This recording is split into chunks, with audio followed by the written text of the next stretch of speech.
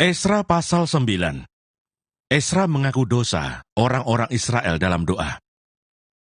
Sesudah semuanya itu terlaksana, datanglah para pemuka mendekati aku dan berkata, orang-orang Israel awam, para imam dan orang-orang Lewi, tidak memisahkan diri dari penduduk negeri dengan segala kekejiannya, yakni dari orang Kanaan, orang Het, orang Feris, orang Yebus, orang Amon, orang Moab, orang Mesir, dan orang Amori.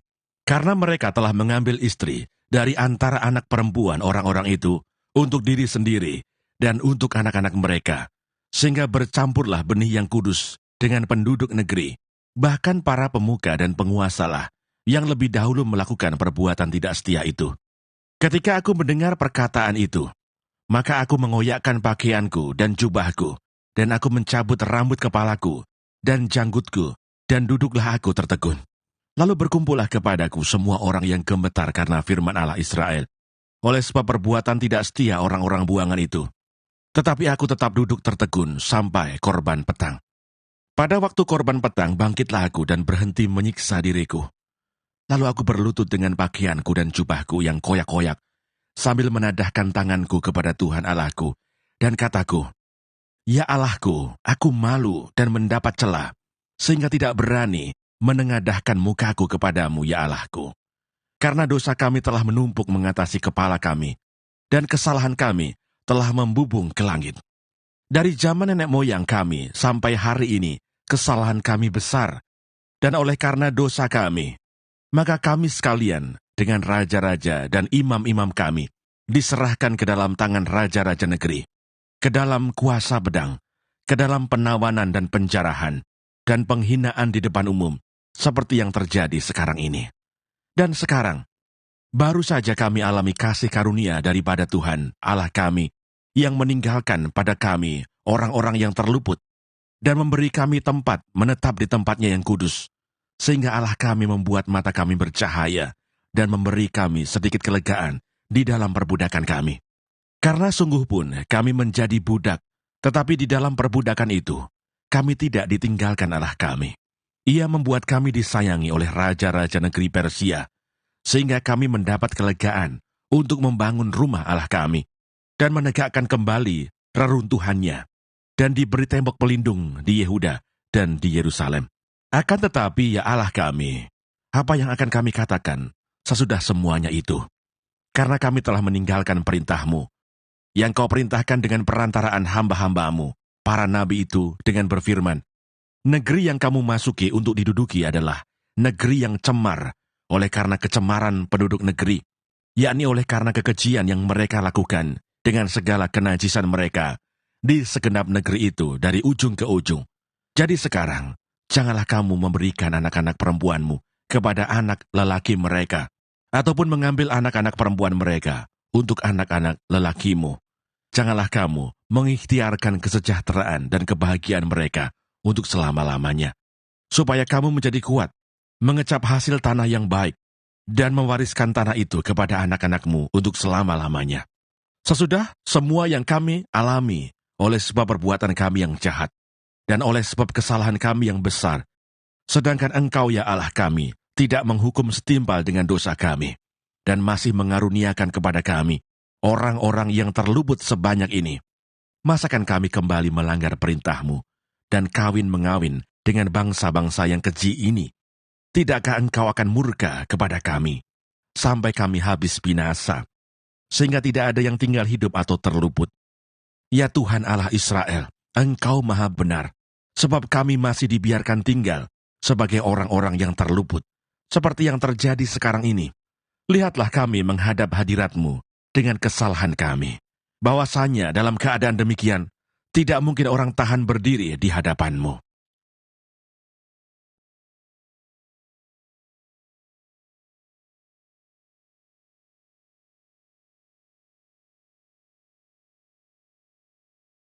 Esra pasal 10. Tindakan Esra terhadap perkawinan campuran. Sementara Esra berdoa dan mengaku dosa, sambil menangis dengan bersujud di depan rumah Allah, berhimpunlah kepadanya jemaah orang Israel yang sangat besar jumlahnya, laki-laki, perempuan, dan anak-anak. Orang-orang itu menangis keras-keras. Maka berbicaralah Sekanya bin Yehiel dari Bani Elam, katanya kepada Ezra, kami telah melakukan perbuatan tidak setia terhadap Allah kita, oleh karena kami telah memperistri perempuan asing dari antara penduduk negeri.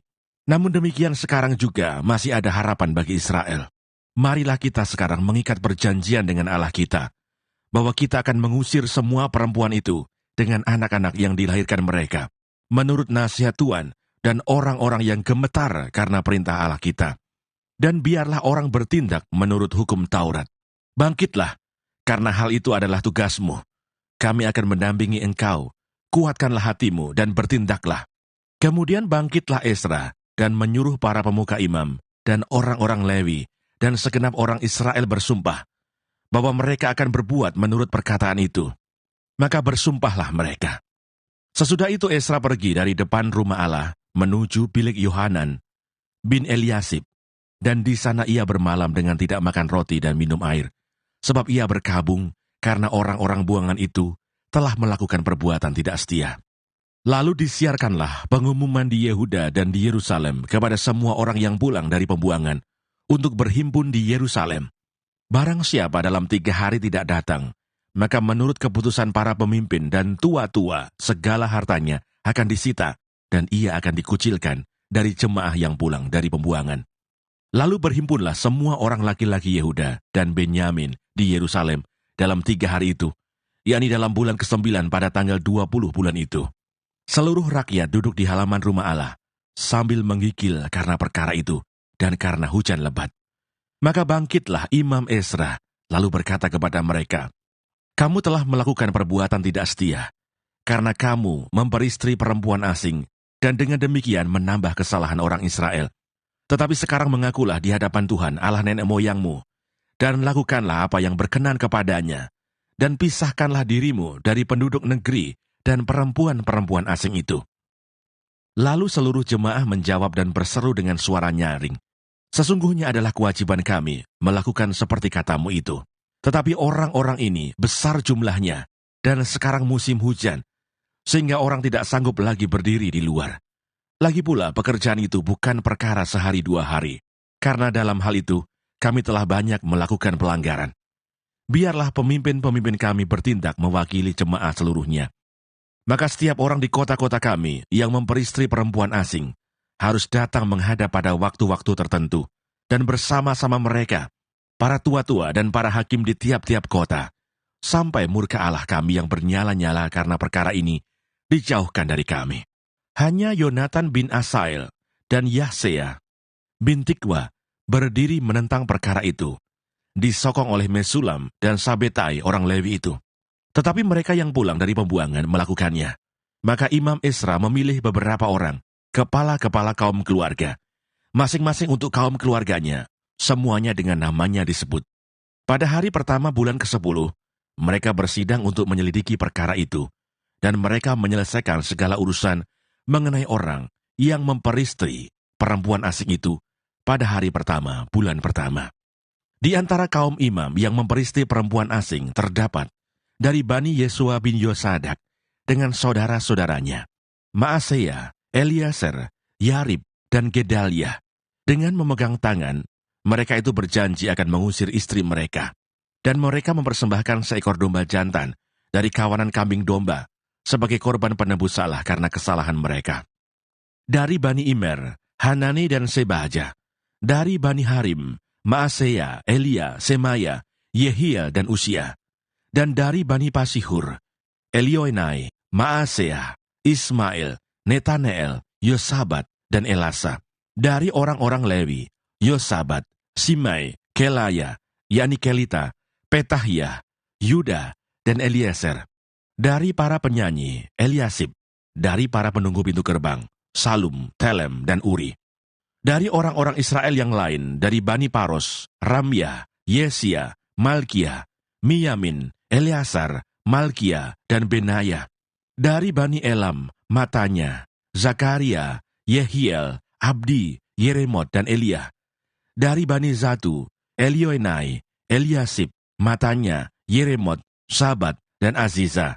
Dari Bani Bebai, Yohanan, Hananya, Sabai, dan Altai. Dari Bani-Bani, Mesulam, Maluk, Adaya, Yasub, Seal, dan Yeramot.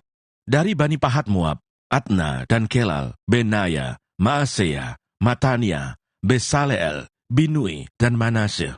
Dari Bani Harim, Eliezer, Yisia, Malkia, Semaya, Simeon, Benyamin, Malu, dan Semaria.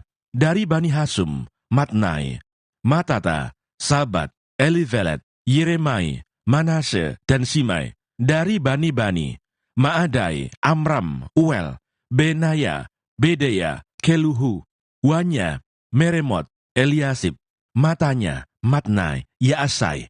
Dari Bani Binui, Simei, Selemia, Natan, Adaya, Maknatbai, Sasai, Sarai, Azareel, Selemia, Semaria, Salum, Amaria, dan Yusuf. Dari Bani Nebo, Yeiel, Matica, Zabat, Sebina, Yadai, Yoel, dan Benaya. Mereka sekalian mengambil sebagai istri perempuan asing. Maka mereka menyuruh pergi istri-istri itu dengan anak-anaknya. Kitab Nehemia. Nehemia pasal 1. Doa Nehemia bagi orang Israel. Riwayat Nehemia bin Hakhalia. Pada bulan Kislev, tahun ke-20, ketika aku ada di Puri Susan, datanglah Hanani, salah seorang dari saudara-saudaraku, dengan beberapa orang dari Yehuda. Aku menanyakan mereka tentang orang-orang Yahudi yang terluput, yang terhindar dari penawanan, dan tentang Yerusalem. Kata mereka kepadaku, orang-orang yang masih tinggal di daerah sana, yang terhindar dari penawanan, ada dalam kesukaran besar dan dalam keadaan tercela. Tembok Yerusalem telah terbongkar, dan pintu-pintu gerbangnya telah terbakar. Ketika aku dengar berita ini, duduklah aku menangis dan berkabung selama beberapa hari. Aku berpuasa dan berdoa ke hadirat Allah semesta langit. Kataku, ya Tuhan Allah semesta langit, Allah yang maha besar dan dahsyat, yang berpegang pada perjanjian dan kasih setianya terhadap orang yang kasih kepadanya, dan tetap mengikuti perintah-perintahnya. Berilah telingamu dan bukalah matamu, dan dengarkanlah doa hambamu yang sekarang kupanjatkan ke hadiratmu, siang dan malam bagi orang Israel. Hamba-hambamu itu dengan mengaku segala dosa yang kami orang Israel telah lakukan terhadapmu.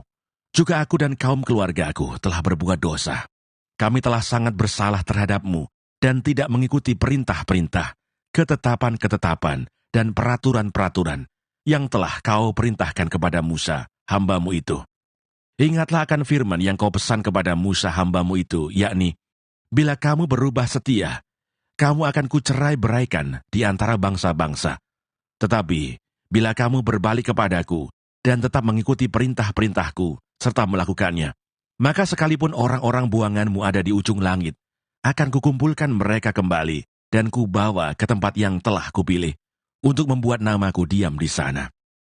Bukankah mereka ini hamba-hambamu dan umatmu yang telah kau bebaskan dengan kekuatanmu yang besar dan dengan tanganmu yang kuat?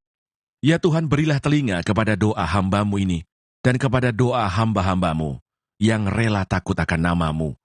Dan biarlah hambamu berhasil hari ini dan mendapat belas kasihan dari orang ini. Ketika itu, aku ini juru minuman raja.